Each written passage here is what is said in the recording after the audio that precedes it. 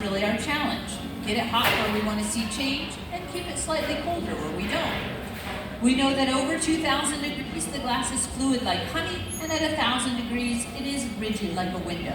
So it gives us a lot of, about 1,000 degrees to play in to be able to manipulate that glass. But in order to later on remove it from the blowpipe, we need to tell it where to break. So she's put a tight constriction line right there at the top.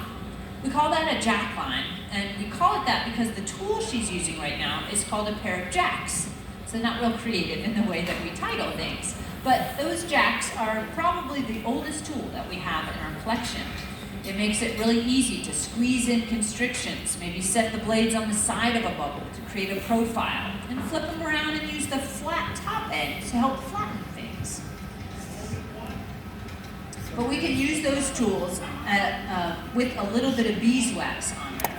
Beeswax creates a lubrication on the surface because hot metal also wants to stick to hot glass. Essentially, hot things stick to hot things in the hot shop. So we need to make sure that if those tools are riding over the surface for long periods of time, they start to get hot, they'll want to grip the glass, but put a little beeswax and they'll slide right over the top, making it a lot easier to turn and create those constrictions.